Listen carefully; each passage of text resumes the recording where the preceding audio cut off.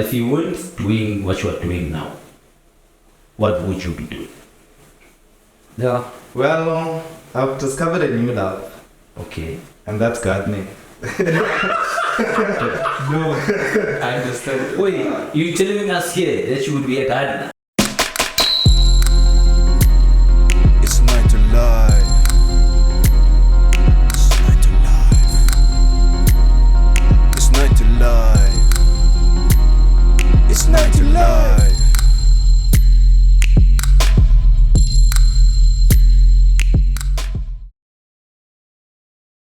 Welcome to 9 to Life podcast, the podcast where we explore people's journey. We get to know about their career, we get to know about their life.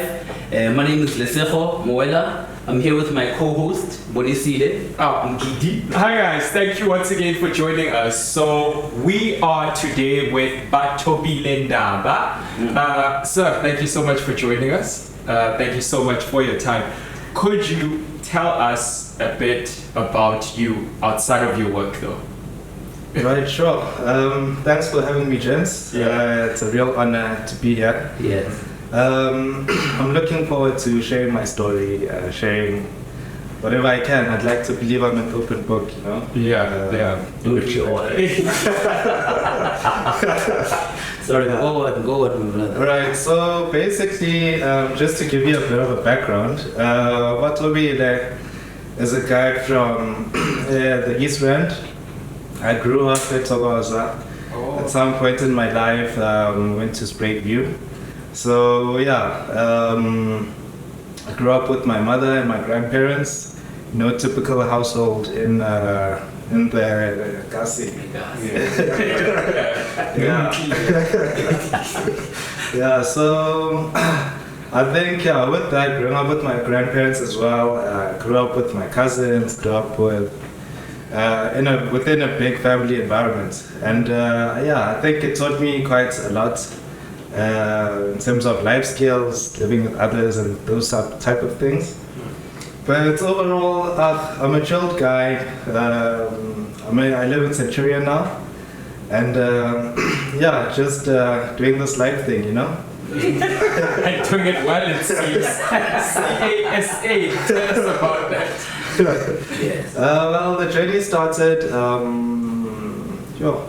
2007, matriculated in 2006. So 2007, I went to varsity first year, applied for accounting not knowing what the end goal would be. It was quite intimidating because at that time I didn't know what careers are out there, what possibilities are out there. Yeah.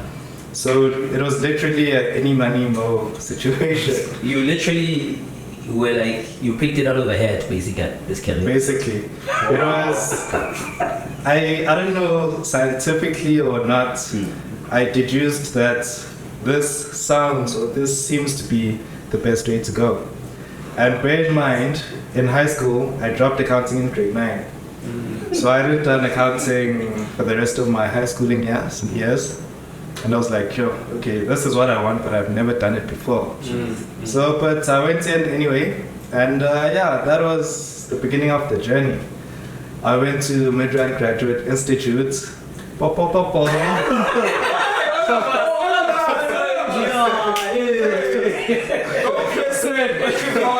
Whatever you call yourself, What does it know? it changes names so often. It was No, it's boss. you boss now, yeah. Oh, is it? Yeah, and it might even change because I saw that they're selling that campus. The campus is not, but it's not for sale, but they're renting it. I don't know what's happening, guys. No, I can't keep up. Anyway, we went to MGI. You don't know about KSA. My certificate says MGI. MGI. I went to MGI, and still MGI. But that made it green. Wait, before you continue, when you think back to high school, what did you want to be? Because now you're saying you just go to MGI and you're like, okay, accounting. But now when you were there thinking, okay, when I grow up? No, interesting question. I think growing up, or towards the end of the high school years, I thought I'd be a psychologist. But I was very intrigued with how...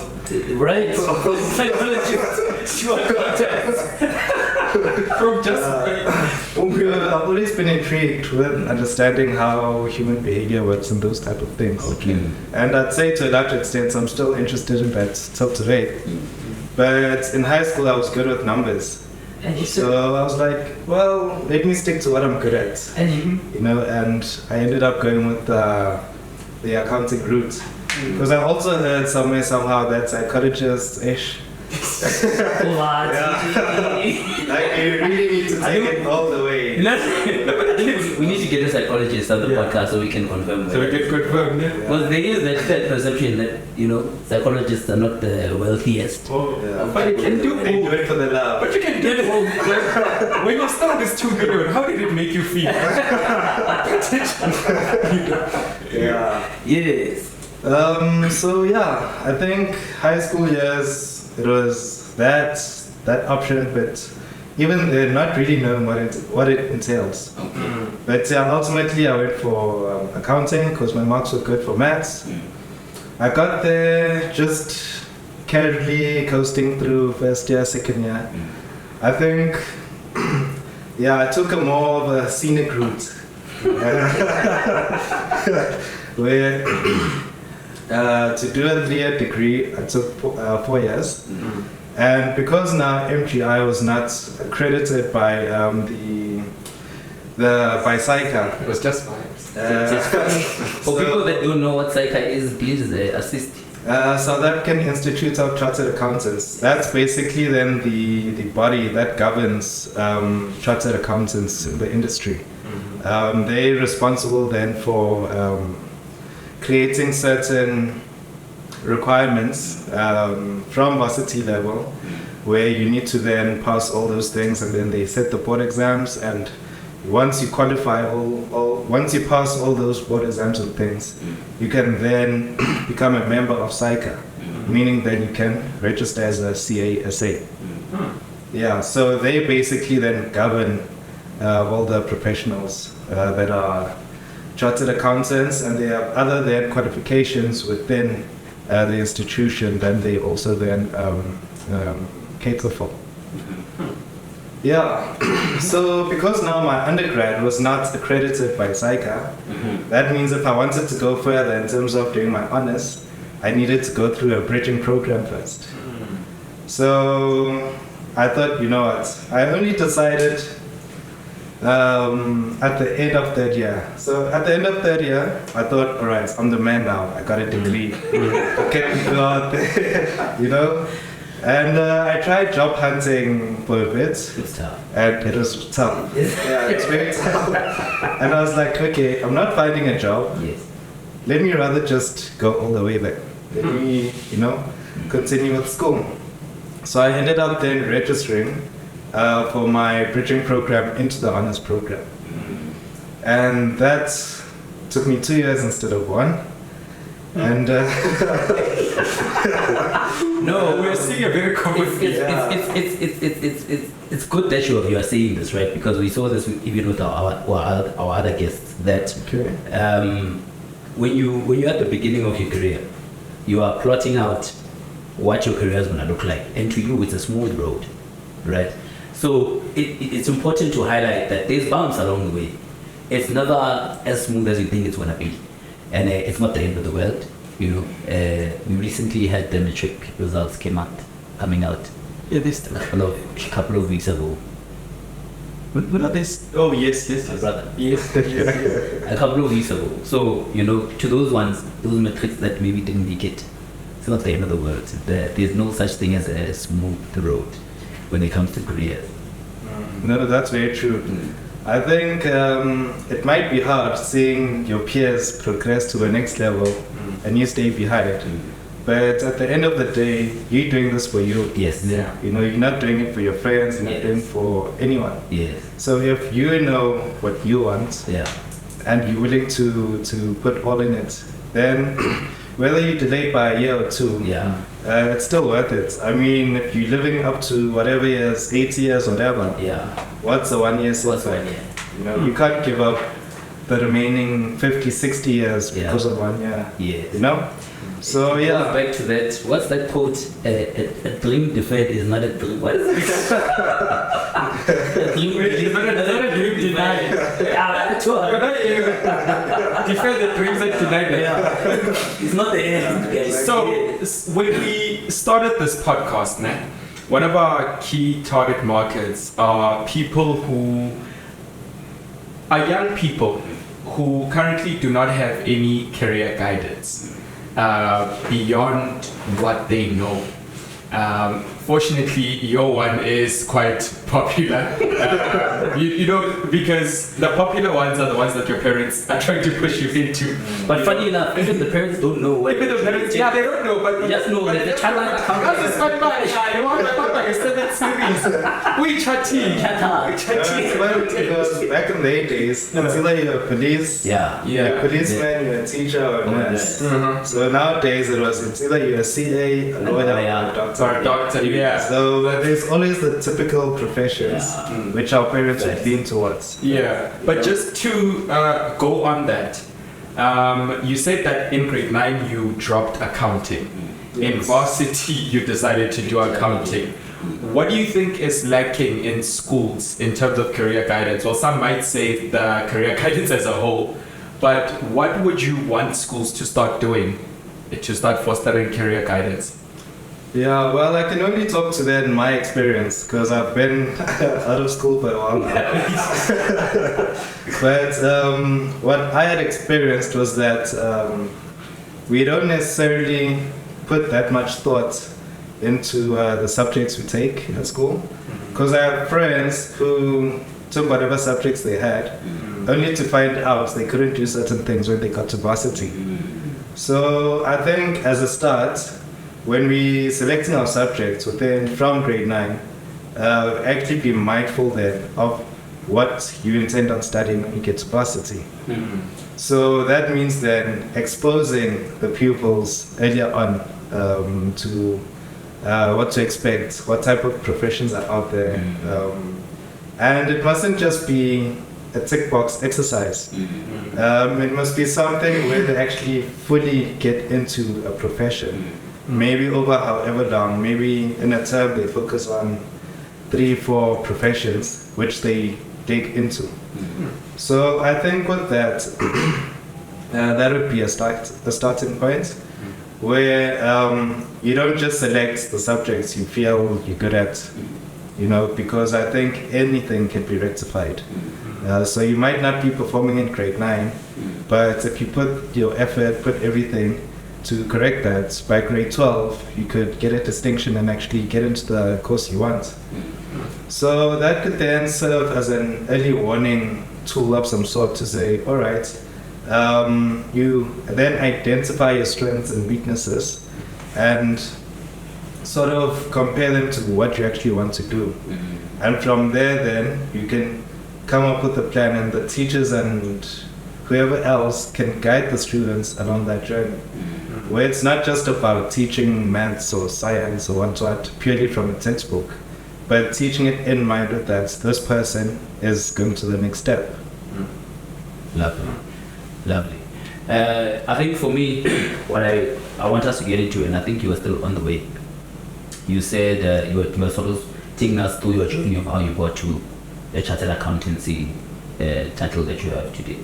Can you maybe highlight for us what the typical route is, and also maybe comment about your own journey? Was it also typical? Was it as smooth as it normally is? Or as it normally knows? Was it smooth for you? You sort of mentioned that it took you 4 years to do a degree, whereas it was a 3-year degree. So yeah, just highlight. You do a degree, then you do this, then you do that, and that's a typical. And then how is it different? How is your journey different to that? All right. So typically, then, I won't know what subjects you need to take in high school. Okay. But then you'll need to then study a BCom accounting degree. That takes you 3 years. You study your honors. That's 1 year, and then from there, typically, then you would start your articles. That would be then your training. Yes. Which then is a 3-year period. Yes. So within the 3-year period, you'll also be required to write board exams. So the first board exam would be written immediately after your honors, which is normally, I think, Jan, somewhere there, yeah. So if the year ended, your honors year ended 2022, now last year, in Jan you'd be writing the first board exam.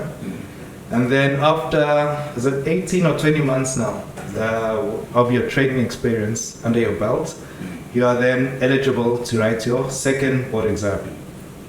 And once you have your second board exams, in terms of academic, you are done. You just then wait until your 3-year training is over. And once that is over, the academics are right, you can then register as a CASA. So then, yeah, that would be the typical journey. 3 years, honors, and 3-year training. So that's 7 years in total to qualify. So with me, sure, when did the journey start? I started my first year in 2007, and I only qualified as a CASA in 2017. So that's a 10-year journey. Yeah, it's a 10-year journey. Yeah. Okay. And you said typically it's what, 7 years? 7 years. Jeez. Okay. So yeah, for 3 years, I was still on the grind. It looks easier on paper. Yeah, well, I celebrate now, but at that time it felt like, yo, when is this ending? You know, but obviously I knew what the end goal was. I was resolute.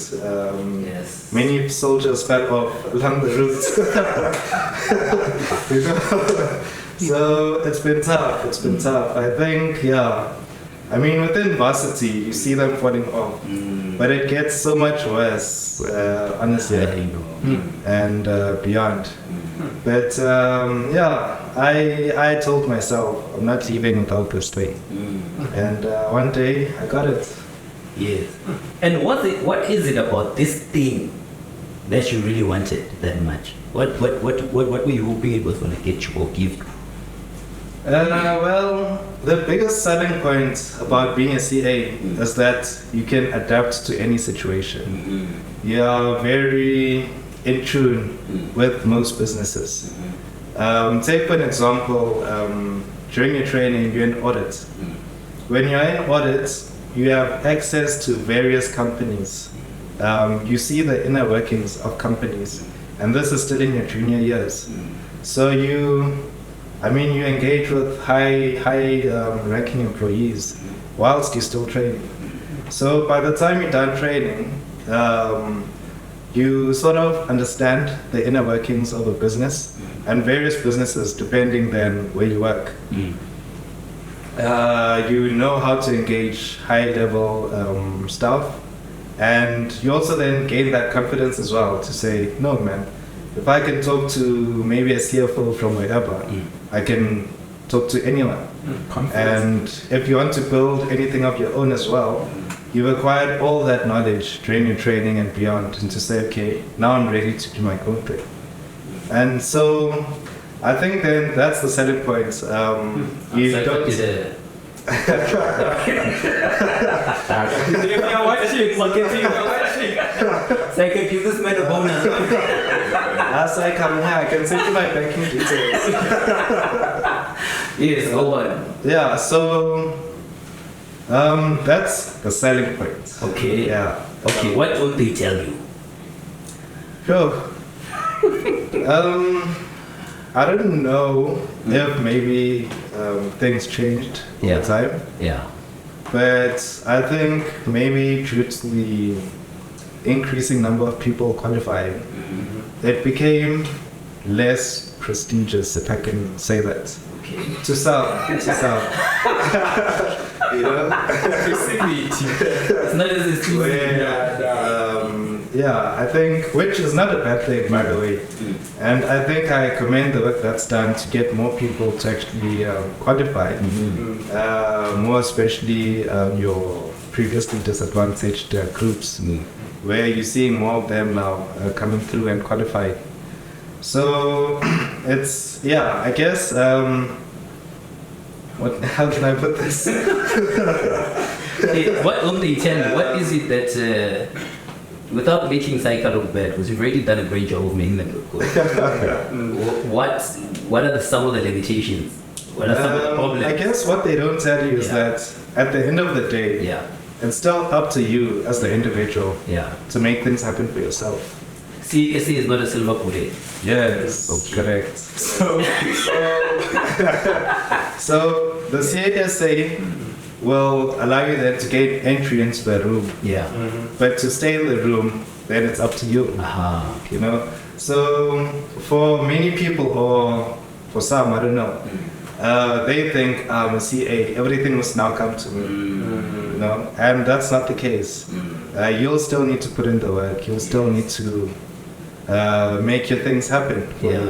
And I think that's the biggest thing, where many people think once they qualify, they can relax. And I'm going to touch on something a bit outside of the career space. Are you on social media? The reason I'm asking is because there's an influx of chartered accountants on Twitter with CASA on their on their Twitter handles. Is it something that you do? Is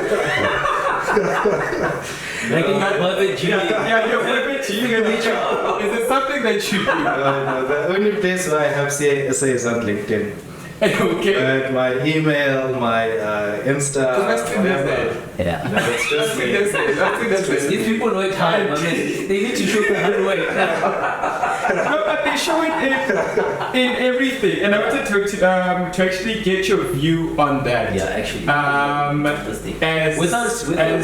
As professions leading to some sort of an elitist attitude. You know, do you want to comment on that? No, that's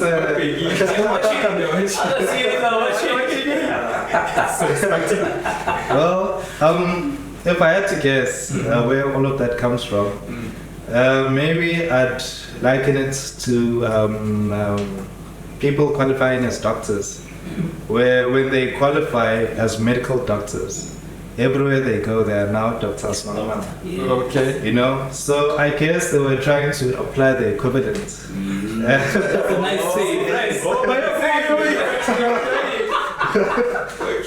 Where then they also feel, you know, they've earned it and they're proud to be CAs. It's difficult. And I mean, I guess you can choose if you want to apply that or not.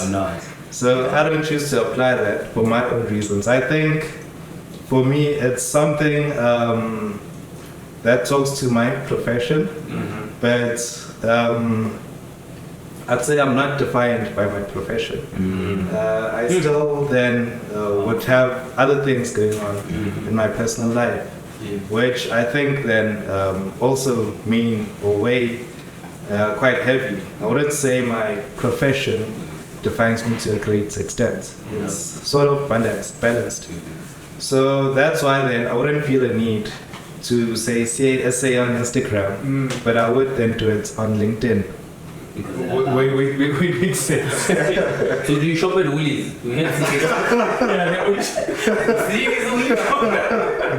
Please, he does. He got a fresh haircut.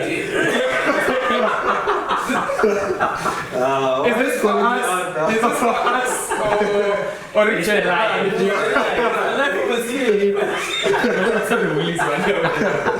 No, guys. I mean, you have to look good, you know. Yeah, you have to. Whether you see it or not.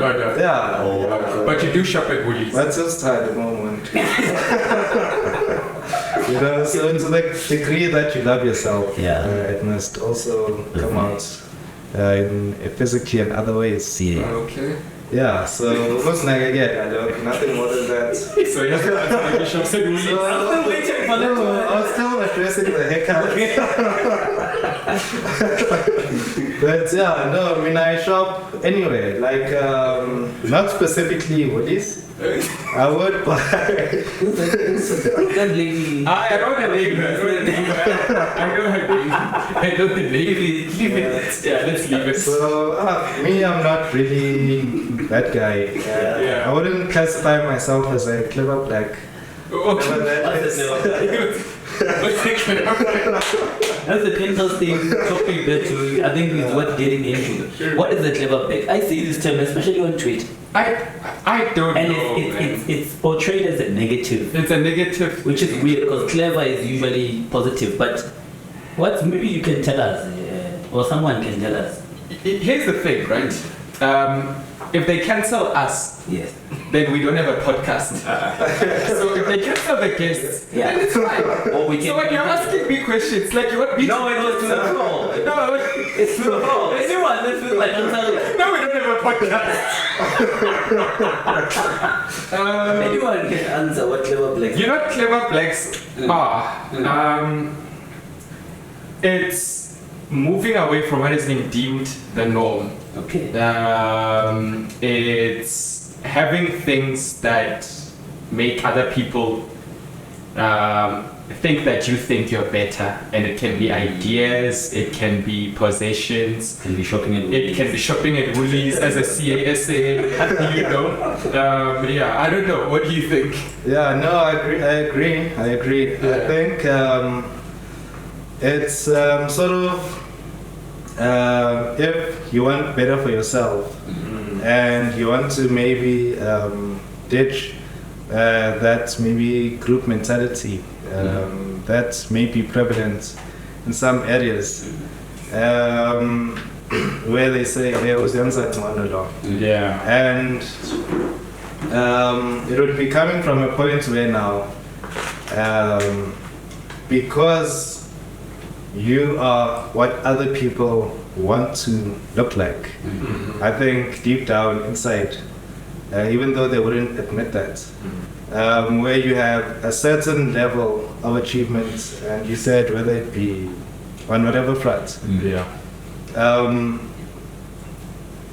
yeah, it's a tough one to dissect. Yeah.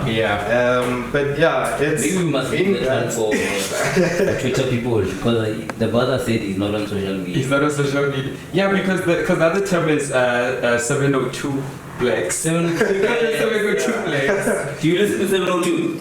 I used to. No, I won't lie. Where are you I won't now? lie. Who do you listen to now? Well, I actually stopped listening to radio because of COVID. The traveling to work stopped. Oh, So Yeah. I guess I don't listen to radio anymore. But back then, Robbie left 702. oh, you're a 702 black. I used to be. Yeah. you're just inactive. Yeah. A domain 702 black. So, elephant in the room. We all went to the same varsity, right? But would you guys would you encourage your younger siblings, younger cousins, or your own kids to go to MGI or whatever it's called this week? Yeah, this week. Yeah. And it's not to shame just a particular place, yeah, or But maybe or say I institution like think, yeah, Yeah, maybe which to is- say your private private institutions. yeah. Because I mean, there's also cancelled after JP. So all 12 of the lecturers might be listening.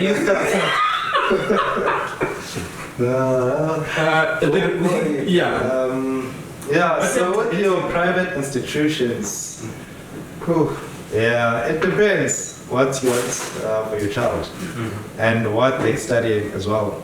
Like, for an example, I said my degree was not accredited by that institution, so it wouldn't be recommended then to take your child there. Is there something that you were told about when you were signing up that this is a challenge you might face?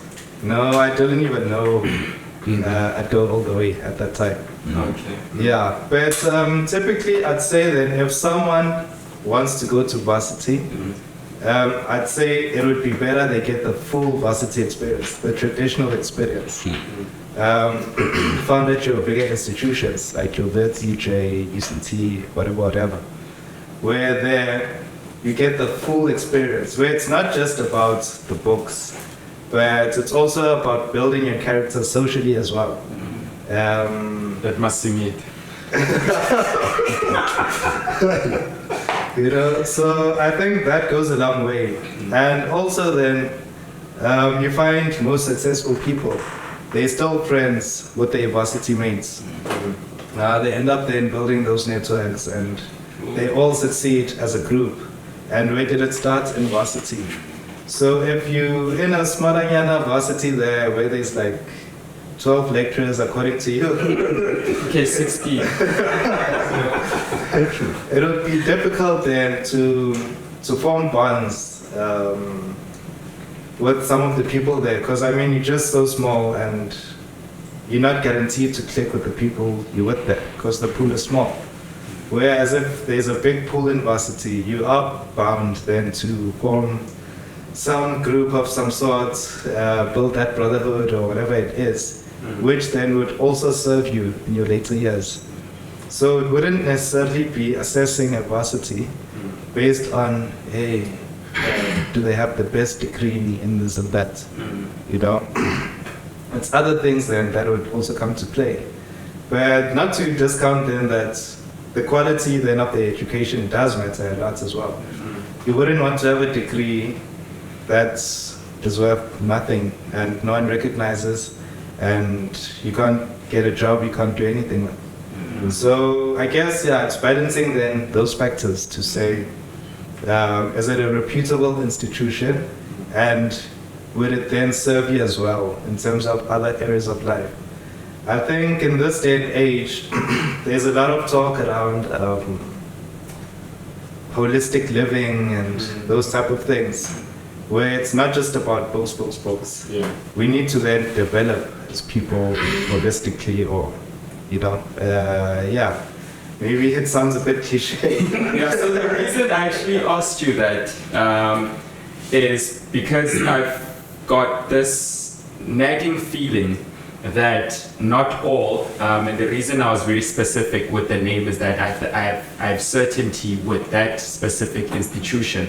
I think for a person who is studying accounting, it is something that is important for you to know what you can do with the qualification that you get there once you leave. But if it's a private institution where your advisors are working like salespeople, trying to get as many people as possible, they might not disclose such things because it is something important for something that is obviously in the accounting route to be like, hey, this will not work with SAICA or anyways on SAICA, yeah. We're getting there, you know? So I was not just going at them, but I just wanted that to be, yeah. I just feel that it's something that should be out there, you know? Yeah, true. I think then it goes back then to high school. How are the pupils being counseled in high school? How are they being directed then? Because MGI might not be good for accounting, but they might be good for a particular course. Yes, you they're very good. You know? So maybe if someone wants to do IT, you would they recommend MGI to them? You know? Yeah. And I'd just like to just say my institution a little bit. Because it seems What are you doing this way? Did you guys get like, picked out? no, wait. You see, MGI was not SAICA accredited, but it was ACCA accredited, which is better if you want to go international, for instance, because it's an international body, right? So if you want to stay within South Africa, go to a SAICA institution because it's SAICA accredited. But if you want to go live in England one day, you can do SAICA, but when you get there, you're going to write an exam. Whereas if you have ACA and you're an ACA, you just go straight. You can go home. But in a country where the majority of people don't have passports, it's not important to say the one you're going to use here. No, it's not. I think that I'll take the point to say people must know upfront. Yes. ACA or SAICA. Yes. But it's not completely unaccredited, is what I'm saying. This man was It's just like this. I just feel like, Pearson, I'll send you my banking details. He's been looking nice for 3 weeks. Like, this is like the third episode now, and he's been looking nice. I mean, what? So yeah, man. I feel personally I missed out on a varsity experience. And to top that off, I didn't even stay at res. That's right. So it was literally go to school and come back. Yeah.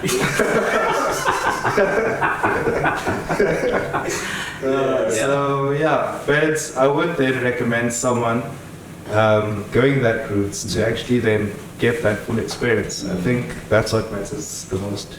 Can you maybe go deeper into what you mean by full experience or what you feel like you were missing? Can you say what? Can you say what it is that you feel like you didn't get? I know you sort of touched on it. I think you said building the whole social brotherhood. Yeah, but maybe go a bit deeper into that. Yes. Brother or sister, Yeah. hey, we are. Or whatever the mixed version is. I would say socializing skills for one. And as much as it might come across funny, but even talking with the other gender, we all know it's a skill. You don't wake up just knowing that. Yeah, you're not born with sauce. Not born with So obviously then when you start getting to those levels, you also want to elevate your game. Yeah. So yeah. Kids, we're not just learning about careers in school. We're learning about games. Oh yeah, wholesome. Yeah, go on. So yeah, man, I think I missed out on, for me, maybe they didn't put it this way. For me, MGI felt like a continuation of high school. Where even the class structure felt like we're still in high school. Not to trump MGI, I think you're doing a good job by yourself. I think you should leave it in my hand. I'll take it from here. I'm still sitting on the Yeah, but I think, those big lecture halls. Yeah, more than one caravan. I can't really put it in words, but I would say the academics are just a part of it. So the other parts, I feel like I missed out. What makes you feel like you missed out when compared to maybe some of the other people that you bump into who went to conventional varsities? Like, what is it? Like, what do you feel they have? I would say maybe after varsity, when we are now out there in the real world. Because in high school they'll say varsity is the real world. Yeah. Then you get to varsity, when you start working, that's the real world. So when you're out in the real world, you realize that, no man, the way this guy moves, it's with that conviction. You're still like, yes. But that thing, being proud of your institutions. Yeah, I'm from Wits. Oh, you Wits? To say that confidence to do anything you want, whether it's to in your job, to start your own business, whether it's approaching ladies even, that confidence I think applies throughout. So without then acquiring those skills then, I only then got really into it like proper in my later years. Which also isn't necessarily a bad thing, I would say. So at that time, it feels like, man, other people know this. Why don't I know it? I guess there was more of that. But yeah, I guess I was then sort of a late bloomer. You had to play catch up. I had to play catch up, and it turned out well for me. Because then I put that much more into it, until I actually then even went beyond what I thought I would be. So yeah, I think I am a firm believer in firstly knowing your strong and weak points. So I knew, okay, I'm not so strong here, I'm doing okay here. So knowing that, I would say, is the first step then to then know what you need to do next. So I then, whatever I was lacking at the time, I've then put my effort into it to say, okay, I want this for myself now, you know, and whatever you dedicate your time and effort to, it'll end up working for you. I think John called it school fees. Yes, yes. No, Yeah, you are. wherever you pay your school fees, and then is what will. That's a case from previous show. I wanted to find out or dive back into the world of accounting and chartered accountants, and just maybe for the people that don't know, what is there such a thing as a typical job for a chartered accountant? What does a chartered accountant do, and how is a chartered accountant different from an unchartered accountant? or just the normal accountant? I don't know. Because there's chartered accountants, there's management accountants, there's accountants. How does it look like? So, I think, which one do I start with?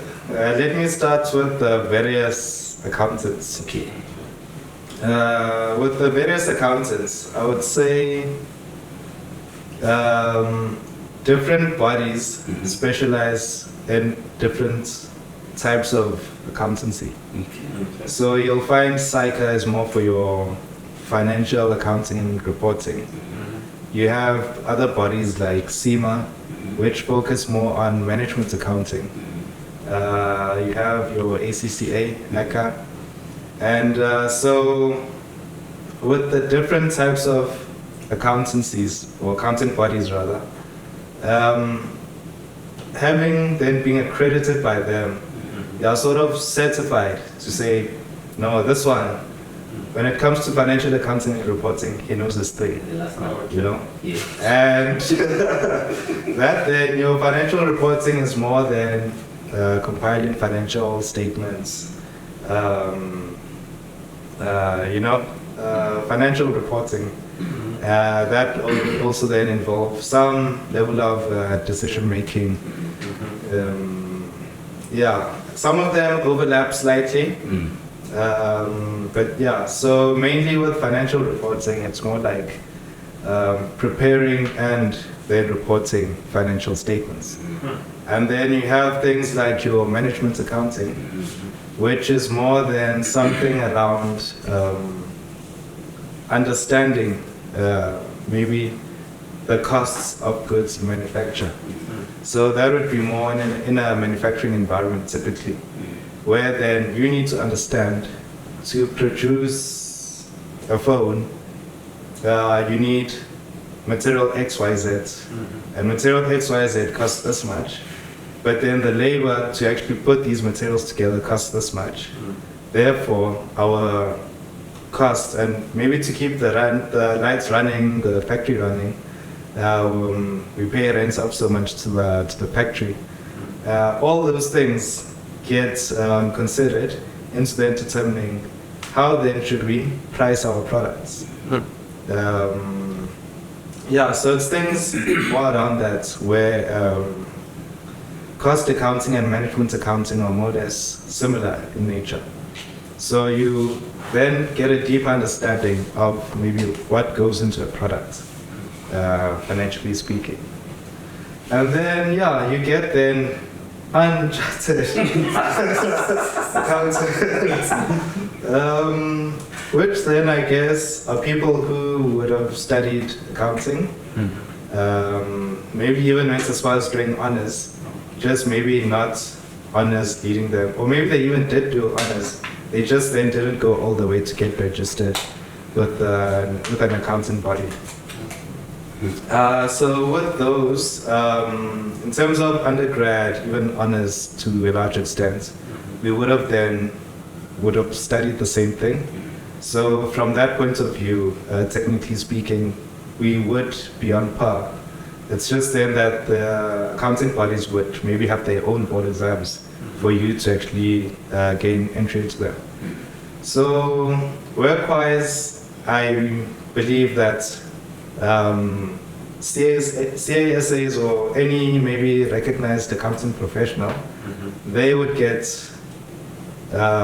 easily recognized because the accounting body is recognized as well. So they tend to get more of their attention from the markets. But it's not to say that a normal accountant wouldn't be able to perform the job of a CASA, as an example. Yeah. I think I answered your question. Or was there more to get to? No, yeah, I think the one that you skipped was, is there such a thing as a typical chartered accountant? As in, Oh, yes. the quintessential job of a chartered accountant, or how does it work? What do they do? All right, so to actually then qualify as a chartered accountant, we spoke about that a person would need to first do articles, which is their training for 3 years. And during then your training, there are various options of where you can do your training. So the biggest place where people do their training would be with your audit firms, where then they become trainee auditors. And then maybe another training route would be then people who actually train in industry. So you might find companies like Transnet or companies like Standard Bank, FNP, the banks, or industry in general. They then also have their own training program for CAs. So you can then do your training in a banking environment. You could do it in a manufacturing environment. You could do it in various environments. You could also even do your training in the public sector environment, where the National Treasury has a training program. I think even City of Joburg have a training program. So depending then how you start your training program, that sort of then leads you into a particular direction. It's not to say though that you can't start off with one maybe audit training. You can still do banking after you've qualified, you know. So yeah, you get then your CAs who maybe are in audit, where after maybe the training program, they stay on at the audit firm and they advance their career. They become managers, senior managers, eventually partners. In a banking environment, they stay on there as well, where they just climb up the ladder in that space. So you can literally be anything you want. You can find yourself in any space, whether it be auditing, banking, whatever, you know. Because think about it this way. Any business needs a finance guy or a finance unit for it to run.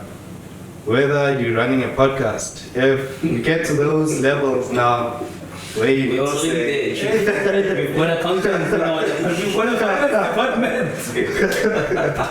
We are there. So literally someone could be a CA and running a podcast, business or whatever, running the show behind the scenes.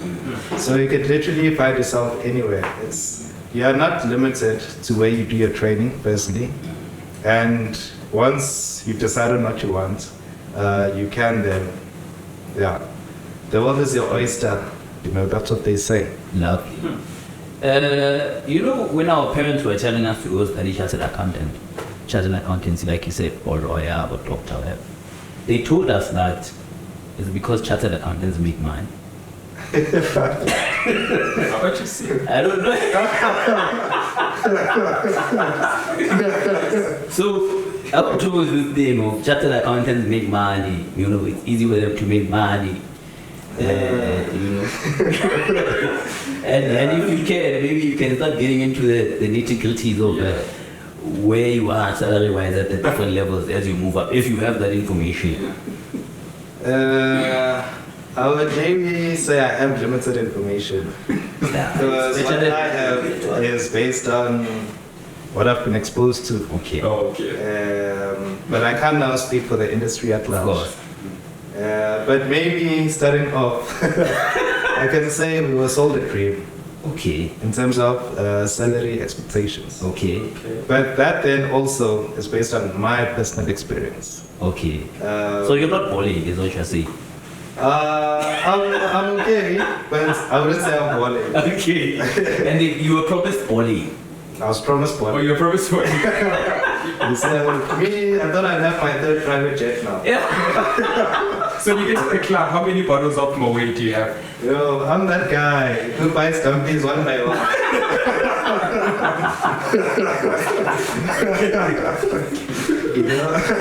No, just kidding. I'm just kidding. It's actually Moët, champagne, and dummies. But yeah, I think starting off, firstly, it depends the industry you find yourself in. As I explained, doing your articles, you can go in various industries. So it's sort of common knowledge that if you go in the audit space, which is where majority of the people go, it's not the most well-paying industry to get into. But if, say, you had to get into banking and doing your training there, you might be better off than someone training in an audit firm. So yeah, it depends. I did my articles in an audit environment. So yeah, I know there we were not boarding, you know. So, but others were in other industries. Oh, okay. You know. So yeah, I think it's difficult to answer that question. I wouldn't know then. I would say don't expect to be boarding whilst you're training. Okay, that's fair. I think if you can cover your costs, that's good enough. But once you are done,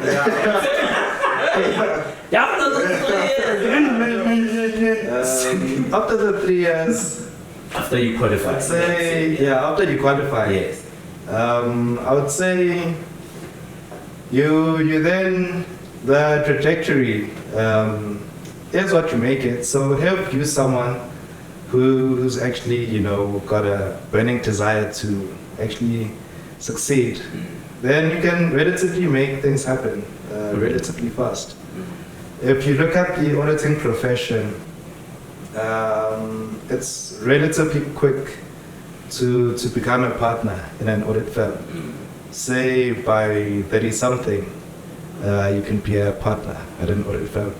Whereas if you're in your typical corporate, you need to wait till someone dies before you know you can take up that spot. Yeah.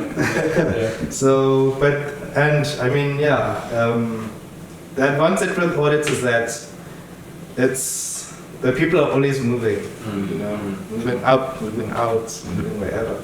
So there's always then space for that new blood, that fresh blood to come in and occupy then those higher positions. Whereas in your other spaces, you might be earning a lot, but in terms of then accelerating within the firm or within the institution, you might be a bit more limited. So yeah, it's a multi-dimensional question or consideration to say, do you make money or not? You know? So, okay, so tell me, do you ever feel like you're upsetting and pissing off people with the job that you do, especially powerful people? Yeah, I have to think about that one. When you're auditing there? Well, the thing with me, I'm not in audit directly now. I'm not in the field. I'm now that guy that tells, hey guys, go audit. You have ice boys. No, the space I'm in. No, but maybe it's not as I portray it to be. I'm more the guy in the background, which then empowers the teams to actually audit. So, boys, like if so, just two fixed. Otherwise, the ice boys are not going to get ice anymore. It means you're gonna send to get eyes now. What's upset? Sorry, go on. Go on. Yeah, so I think with anyone doing what they're supposed to do, you are bound to piss people off. You can't be an agreeable person even to things that don't make sense to you. Yeah. And things, when you see things that shouldn't be happening, you call them out. You know? So for me, it's as simple as that. I know what I need to do, and people then should come to the party as well. So I treat people then, to the extent that they come to the party is the extent that I'll be seen maybe as hostile or cooperative, or, you know? Yeah, so I'd say maybe there are some people I piss off. But you don't But, yeah. Have you found a very silly mistake and you're like, hey, but you're down? Like you found it too easy. No, I think that happens to all of us. Really? Yeah, well, to me at least. I don't know myself. Yeah, no, I'm not that perfect. But yeah, along the way, we do make silly mistakes. And I think the biggest thing then, once that mistake is identified, is that you own up to it. Own up to it.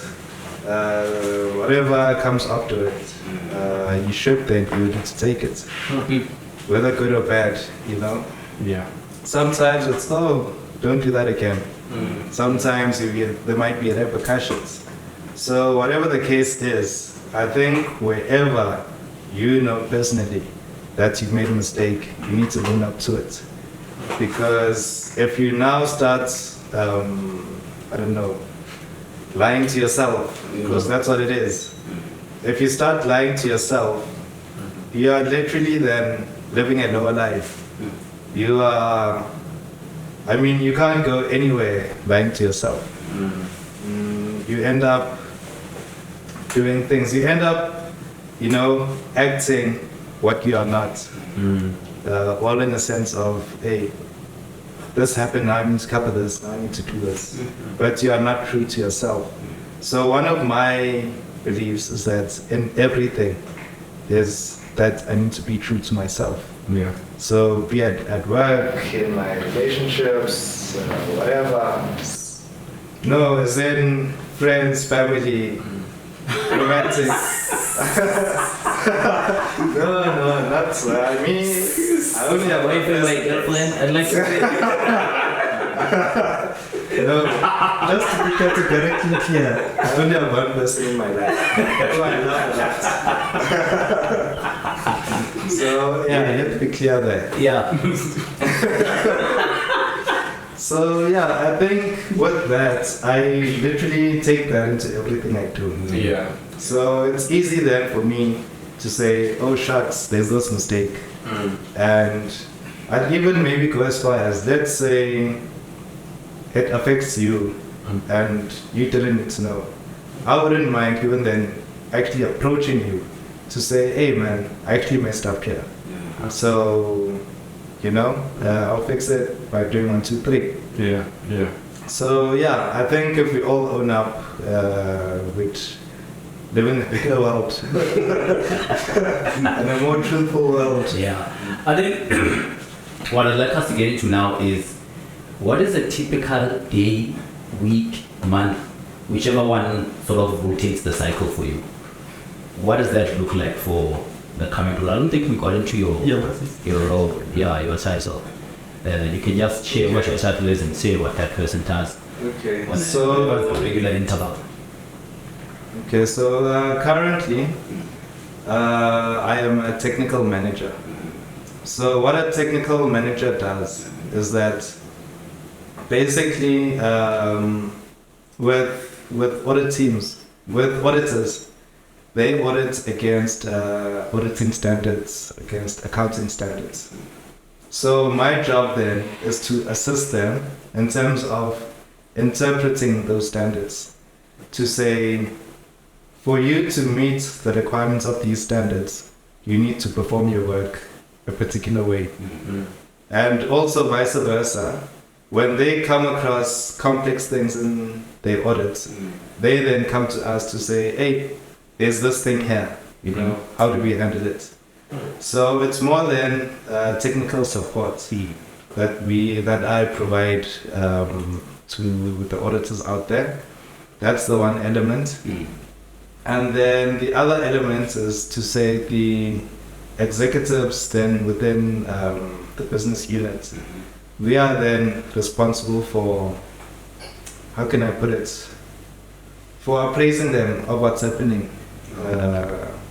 in the business unit. We also then, because there are certain things are quite significant in the space I'm in, so also then briefing them on those significant matters to say, hey guys, potential issues here, just there.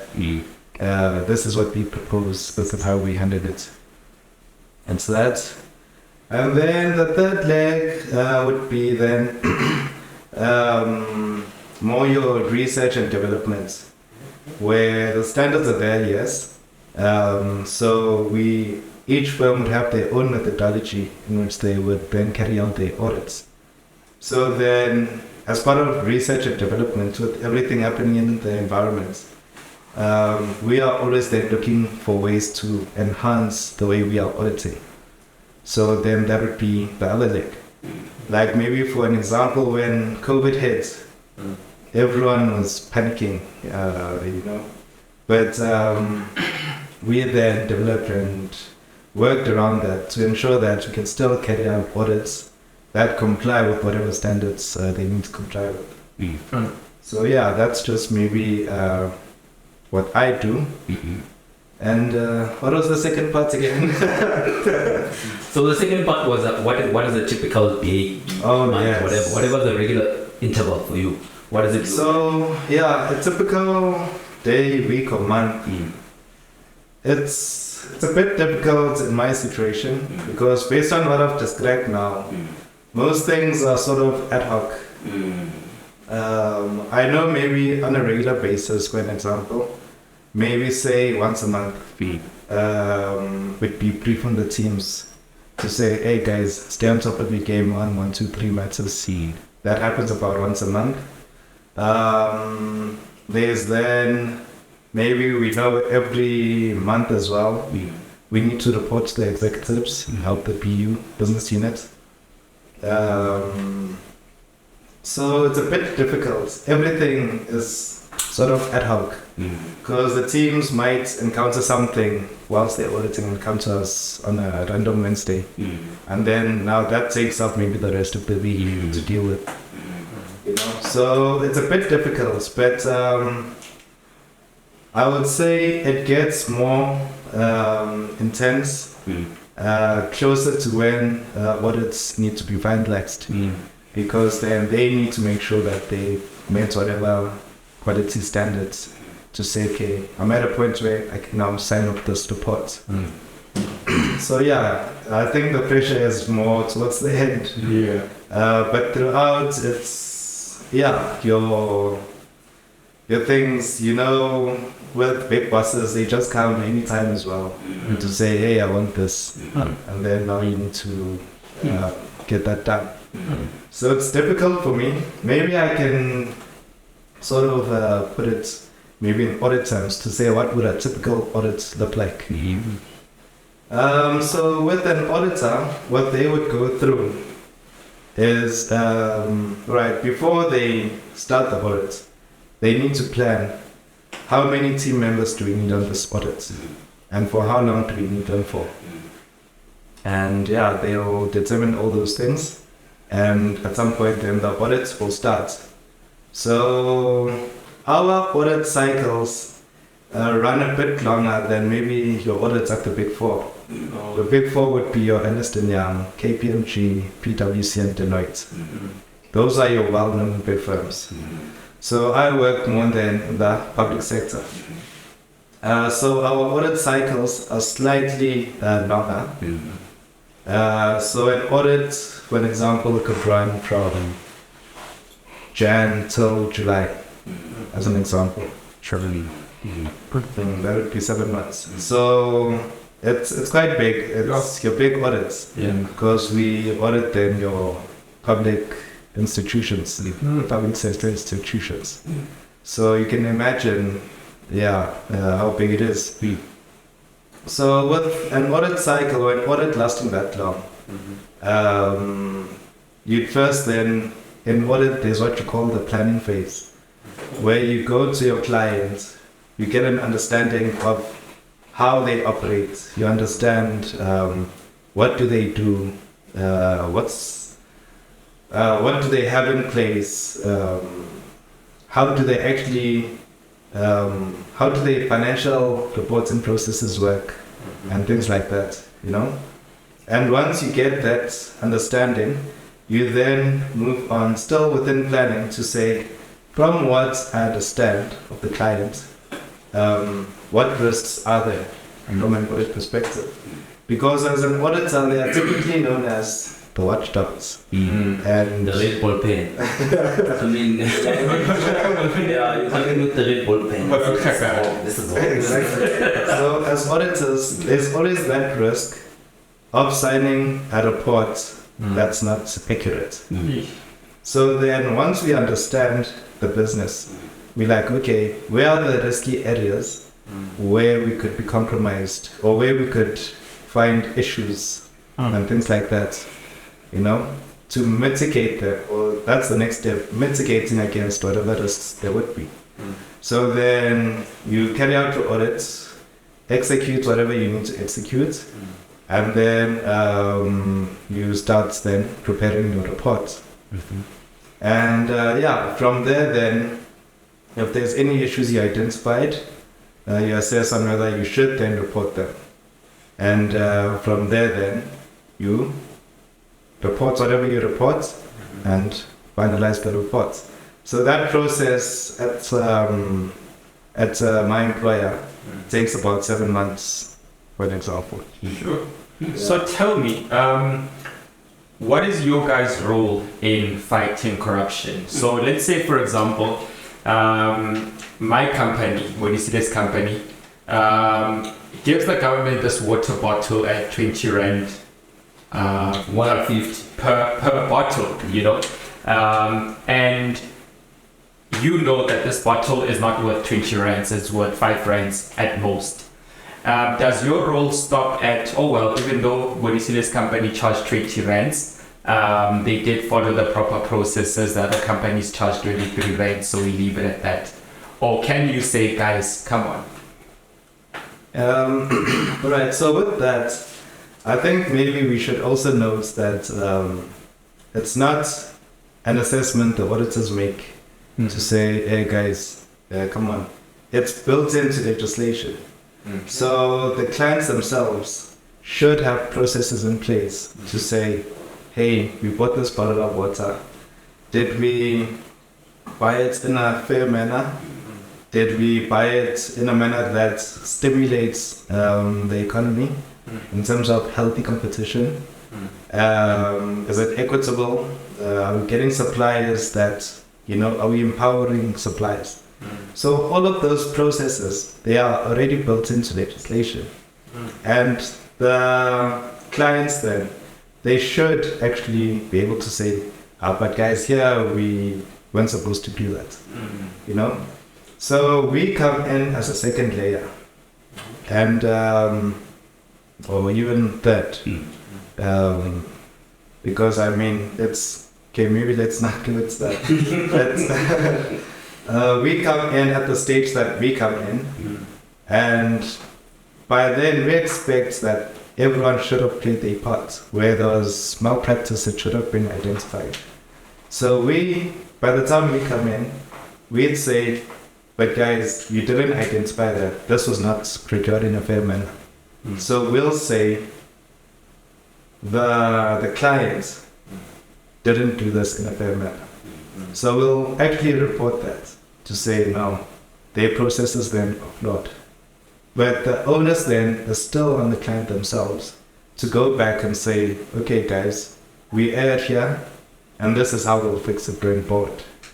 And we hope that they actually then fix it. By the time that we come around the next year or the next time, that it's not something that happens again.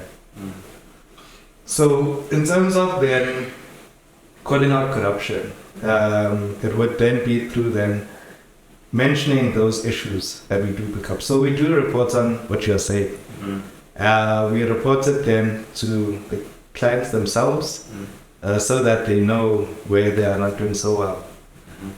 We report on various platforms such as your parliament and other places as well, where then other role players come in and also take the matters further.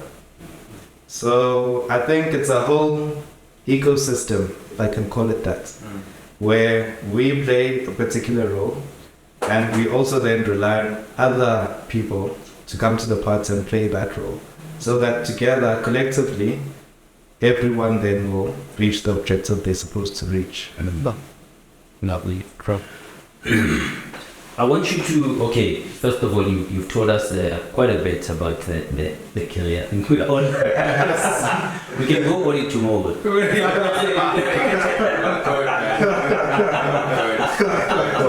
Right? So thank you for that. Now, I just want you to take it back to me again. If you think back in your life and your career and your schooling and whatever, what would you classify as your biggest win? And also, what is your biggest loss? And from that loss, what was the biggest takeaway? No, that's a very deep one. Go deep. And don't be humble with the biggest win.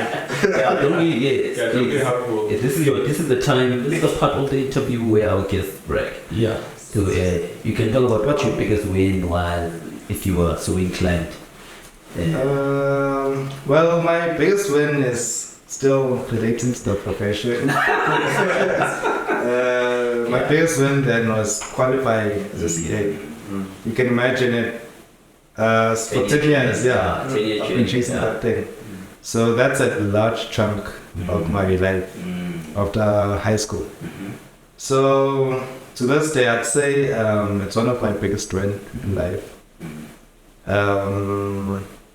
And my biggest win was buying my first property as well. I bought my first property. Wait, deep. So we're bowling. Contradictions. We just went to the bank. So I think for me, that was one of my biggest achievements. Well, not biggest, but my proud achievements. To say, okay, I reached this milestone. It's big. This is. No, but I mean, it's the one I'm most proud of, which counts the most. Yeah. So buying my first property, I think, that was a milestone for me. First, you made that. First. Second. Cheap on a bowling. They shop at Woolies in this game. No, we shop at ShopRite so we can buy the property. And then what is it now, the biggest loss? So, biggest loss. What was it? Anything else? No doubt. No.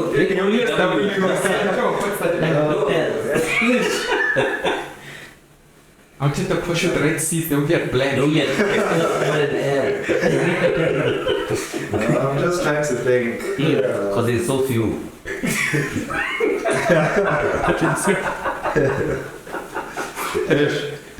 We were fighting it. I would say for me it was the loss of my grandparents and my mother, where for the longest time I was sort of to some extent shielded from the world, and I knew they had my back, all those things.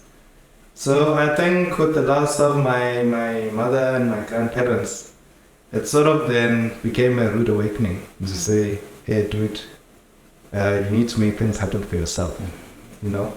So I think coming to terms with that, it took me quite a bit. It was a very big mindset shift for me to come to terms with what happened. And I think it happened at a point where, you know, in life, you're like, okay, I need to, you know, what's the word? I need to, I guess, pay back. Such a thing. Yes. Yeah. The teachers. So it was at that stage where I was like, okay, I need to pay it back. My mind made it. And I think it made me realize that don't wait until whatever point in time. In whatever way you can, pay it back. Is paid back a real thing though? Or is there an official term for it? So paid back, it's actually one of the things that we talk about, where you are somewhere now and you're in a position to fetch others. Yes. You know, so and But that's more paid forward. well, let's take forward. Yeah, so I don't pay forward. Paid back is like the people that held you down. Now you are Yes, You yes. see, we learn. So, nah, Yeah. other way. Yeah, so Okay. we ain't going back. Forward. Yeah. So yeah, no, paid forward as well. Where you're out, then the next one's coming up as well. Okay. But I mean it in a sense that showing appreciation to those that were with you along the journey. So I learned that don't wait until whatever point, wherever you are at that stage, in whatever form, however you can, appreciate them there and then. Because you're not guaranteed that they'll be around tomorrow or whenever, you know. So I think for me, that's one of the things that still haunts me until today, where I never got the chance to actually, well, obviously I would appreciate them in whatever way, but I think I didn't do all that I could have done for them to understand the level of appreciation I had. And yeah, so I'd say that's one of my biggest L's, which then gave me this revelation. So I think now I live, not live in the moments, I live to the fullest, and I appreciate each moment I have. I appreciate being around, I appreciate those around me, and yeah, I enjoy life because I know it's not guaranteed. Yeah, we respect that one. Yeah, I think just as we were closing it out, I think you gave us so many nuggets that I think even us as the co-hosts can take forward into our lives. If you think about, I know you touched on psychology a bit to say that was your quote-unquote first love. But if you weren't doing what you are doing now, what would you be doing? Yeah, well, I've discovered a new love, Okay. and that's gardening. No, I understand. Wait, you telling us here that you would be a gardener? Not that I'm here. No. Not that I'm here, gardener. Okay. Maybe let's elevate it and say a farmer, maybe. Yes. I think, I wouldn't mind being a farmer. Yeah. I just enjoy that process of farming. Seeing something from a seed to fruit. I think it's a magical process which cannot be explained. Therefore, I marvel at it every time Yes. I just see it. Marvelous. And I mean, the principles that go into farming are the principles you applied, or I applied today. Where you go to school, you plant a seed. Eventually, one day, you expect investment with financial terms. School fees for John again. Yeah. Exactly. Yeah. So, just that principle or that pattern is something that is reoccurring in life generally. So I think I'd be there with my two-tone, my hat, Yeah. No, Zepho, Bathobile, I think we can close it out. Thank you so much for your time. Thank you for your insight. Thank you for breaking stereotypes as well. But yeah, I think we have learned a lot about your profession, the doors it can open. So we can close it off for today. Thank you for tuning in, guys. I think also you can help us by letting us know who you want to see, what are the professions that you're most interested in, and then we can source those people for you so that we can try and make this as interactive as possible and take into account your voice as our viewers. Thank you again for tuning in. We can close it. Thanks. Thank you. Very nice. Yes. Yeah, no. That was a good one. And that is a cut. That is very cut.